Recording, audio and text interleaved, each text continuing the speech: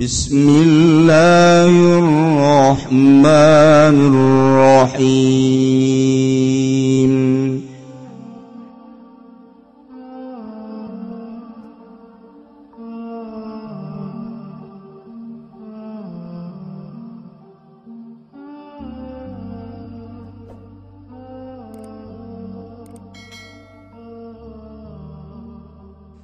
Baheula aya hiji raja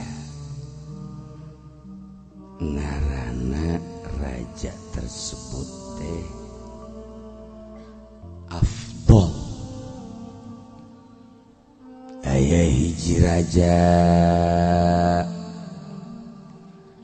hiji faedah dakhala Muhammad ibnul Walid at-Turtushi alal Malikil Afdal ibni Amiril Juyush. Muhammad bin Walid at-Turtushi ngaran kula Turtushi hiji daerah tempat perwalian ayana di ujung Turki. Abah kula ngangaranan kula Turtushi keur ieu hayang nyaho di sisi Jamul Jawa mete eta aya ukuran ke waktu neuleuan baheula. Oh iya aya Turtushi. Tapi teu kapanggih-panggih eta neangan Turtushi teh.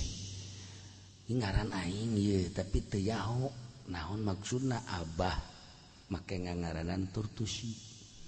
Aya di hiji kitab teh nyaritakeun tentang daerah-daerah perkumpulan wali di ujung Turki. Di Turki aya hiji gunung di dinya paranti perkumpulan para wali. Eta teh ngaranna Turtushi, tempat jadi daerah teh kampung. Turtushi teh kampung. Nomor kahiji teh Lubnan paranti perkumpulan wali di Yerusalem tah ieu mah di Turtushi Turki. Nah, panjang tah urang mun carita Turtushi. Nah, dakhala Muhammad ibnul Walid at-Turtushi asup alal Malik Afdal bin Amir al-Juyus ka Raja Afdal ibni Amir. Barang asup seorang kiai Muhammad ka raja, kebenaran di sisi raja aya jelema beragama Nasrani Kristen. Eta kiai datang ka raja teh lain deuk menta sumbangan. Kiai datang ke raja lain endek menta BPJS. Kiai datang ke raja teh lain endek menta urusan-urusan dunia tapi ngana sehatan. Nyana langsung ngana sehatan raja. Raja dinasehatan ku kiai teh datang ka ngahenem cicing. Bahkan cerik raja. Ih, saja lo pada kuarin bisa nganasehatan raja cerik. Saha? Ayo coba. Ya kiai na ge moal aya jadi beuli kabeh kiai. Sok geura, kiai mana nu teu kabeuli ku pamarentah? Kiai mana nu teu kabeuli ku pamarentah? Angsongkeun coba ka aing. Mun di organisasi kiai mana, lamun di yayasan kiai mana nu teu kabeuli ku pamarentah, lamun di pondok pesantren salap mana nu teu kabeuli ku pamarentah, ana geus kabeuli kabeh deuk kana nasehatan kumaha tuh ja kadituna ge lain deuk kana nasehatan. Eta tugas kiai teh datang ka pamarentah teh nasehatan, lain haju ngajingjing berkat. Eta geus dibiasakeun si urang ngariung berkat, ngariung berkat akibatna wah nasihat. Nah, ciri raja teh tuluy. Eta kiai langsung maca syairan. Ieu panjang syairanna mah nganu di dieu mah setik ya zalladzi ta'at qurbah. Udah kasimpulanna mah nyaritakeun kamulyaan Kangjeng Nabi. Bahwa Kangjeng Nabi teh seorang manusia anu pangutama-utamaan. Urang teh can ngabayangkeun ka Kangjeng Nabi pangutamana. lantaran henteu nyaho lalakon Kangjeng. Lamun urang teu nyaho kana lalakon kos kituna naon gitu. Tapi lamun urang nyaho lalakon Kangjeng bahwa Kangjeng teh sumber daripada segala macam cara. Kok bisa jadi sumber? Allah teh nyokot tina cahayana dijadikeun nur Kangjeng. Tina nur Kangjeng teh dijadikeun langit, bumi, lauhil mahfuz, kolam, ieu kabeh meunang ti nur Kangjeng.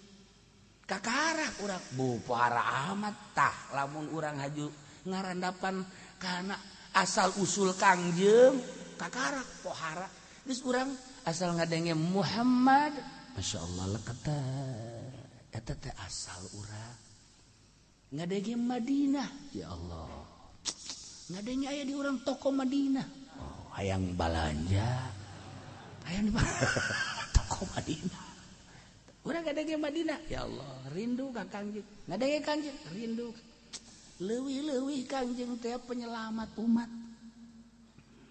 di akhirat anu dibere sapatin umat teh kan Kangjeng saurang doang Kangjeng Nabi Adam teu bisa Kangjeng Nabi Nuh teu bisa Kangjeng Nabi Ibrahim teu bisa Kangjeng Nabi Musa Harun teu bisa Kangjeng Nabi Isa teu bisa kabeh mengkerucut ka Kangjeng Nabi Muhammad sallallahu alaihi wasallam ari jelema nu salamet geus teu kudu disapaatan anu bisa hiber ka sorga lumpat ka sorga lempang ka sorga ngesot tapi datang ka sorga teu kudu disapaatan ieu mah anu statusna bisa teh kudu asup ka neraka masih ditudungan ku Kangjeng kan Kangjeng neuleuan nah ya sorga punten emang Kangjeng bisa ieu mah aya sholawatan tadi di sinarna teh kanyahoan kok ieu mah henteu ya nu ya eueuhan ih pugu di dunia sok salamu alaika assalamu alaika oh ieu berkat maksudna ieu mah katepakeun ku Kangjeng Nabi katepak masyaallah Kangjeng Nabi urusan durung ngawinara tah ih Kangjeng Nabi teh seperti eta karah urang inget oh pohara mah takan hayang nyaho ka kapoharaan Kangjeng teh kudu nyaho heula asal usul kakara kurang daek maca sholawat nu mantak ditenden di salat ya Allahumma sholli ala sayyidina Muhammad wa ala ali sayyidina Muhammad kama shallaita ala sayyidina Ibrahim wa ala sayyidina atuh moal pati-pati ditenden di salat salat teh munajat ka Allah make sholawat lain sabarangan kurang lamun sering maca sholawat eta ka Mekah hiber asal etiket bae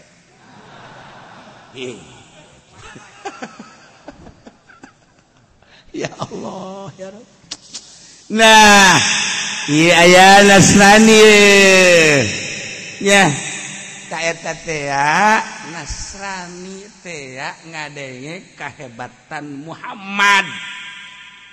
Ngadenge kahebatan Muhammad datang ka nyana ngadenge raja bisa jadi ciri nasehat seorang kiai tak eta teh dipikirku seorang Nasrani aya naonan di jero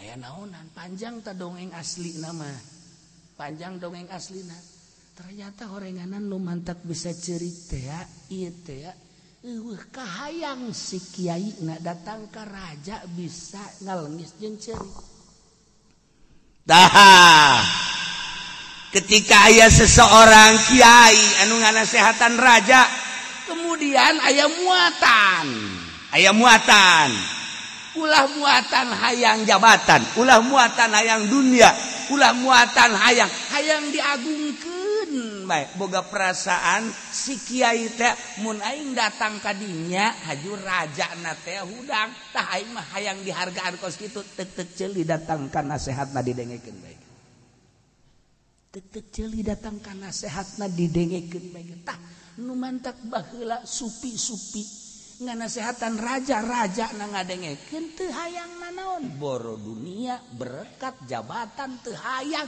ulah nanaon diagungkeun ge teu hayang urang datang ka bupati deuk nganasehatan bupati urang datang ka gubernur deuk nganasehatan gubernur urang datang ka raja ka presiden deuk nganasehatan presiden kemudian ulah hayang nanaon asalnya na urang datang hudang bae menghargai urang eta geus aing mah geus sakitu geus sumbat geus tah eta teh kos kitu geus moal didengekeun ka kitu sebab boga kahayang adapun nyanana hudang urang teu hayang mah lain deui ulah aya nanaon di jero hate urang saha kuari neangan kiai nu kos kitu saha kakak dibere leutik bae ge encan datang ka imah geus ngomongkeun pun sabaraha pun cak aja pendi sabaraha eta aplop imah 3 juta ini mana pen bae mah 500 ih goblok tah bupati tolong kok aya perbedaan ka Pudoli 3 juta aing ka aing 500 eta di jalan kene ribut ki Pudoli jeung ki Kiai Haji Pendi ribut di jalan kene akibat teu beda teu akur merena padahal makan wajar kayak ki Pudoli mah ngaranna ge kiai asli nya mah hari ieu mah kan kiai imitasi lu sabenerna mah wajar tapi tetep ieu teu ngarasa wajar kos kitu teh tah deuk ngasehatan kumaha deuk ngasehatan kumaha nah iyalah geus urang ulah cerita soal dongeng eta panjang tama dongeng nu ngadongengkeunna kan ahli supi nah ieu mah keur carita tingkat jelema ngadasehatan nu mantak didengekeun teh ku makhluk ku jelema di jero hatena teu hayang nanaon satungtung di jero hatena boga kahayang atuh kos kitu bae